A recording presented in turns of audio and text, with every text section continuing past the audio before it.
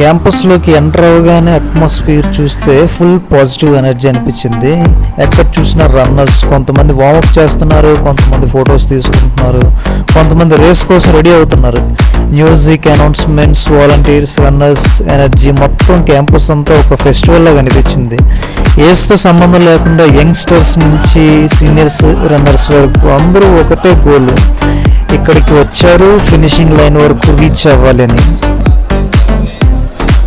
Mount Abu international half marathon అంటే just ఒక normal running event కాదు. ఇండియాలో డిఫరెంట్ ప్లేసెస్ నుంచి రన్నర్స్తో పాటు డిఫరెంట్ కంట్రీస్ నుంచి కూడా రన్నర్స్ ఇక్కడికి పార్టిసిపేట్ చేయడానికి వస్తారండి. లాస్ట్ ఇయర్ అరౌండ్ 2700 మంది రన్నర్స్ పార్టిసిపేట్ చేశారు. సో ఇమాజిన్ చేయండి, ఒక్కసారి ఎంతమంది రన్నర్స్తో కలిసి రన్ చేయడం ఎంత అమేజింగ్ ఎక్స్పీరియన్స్ ఉంటుందో. ఈ మ్యారథాన్ స్పెషల్ ఏంటి అంటే లొకేషన్ వచ్చేసి మౌంట్ అబూ అరావలి పర్వతాలు అనమాట. So beautiful hills surroundings, cool weather, కానీ రూట్ మాత్రం అంత ఈజీ కాదు. అప్స్ అండ్ డౌన్స్, క్లైమ్స్, కంప్లీట్గా ఛాలెంజింగ్ రూట్. నేను కూడా ఈ ఇయర్ 21 కిలోమీటర్స్ హాఫ్ మ్యారథాన్కి పార్టిసిపేట్ చేశాను.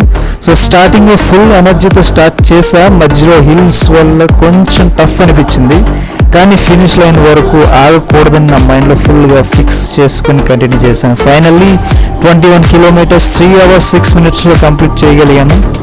టైం కన్నా ఫినిష్ లైన్ క్రాస్ చేసినప్పుడు వచ్చే ఫీలింగ్ చాలా చాలా చాలా స్పెషల్గా అనిపించిందండి.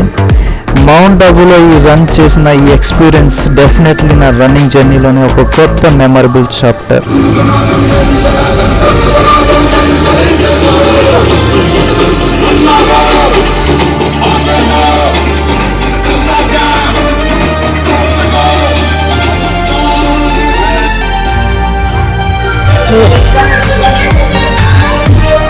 Finally completed my 21 half marathon.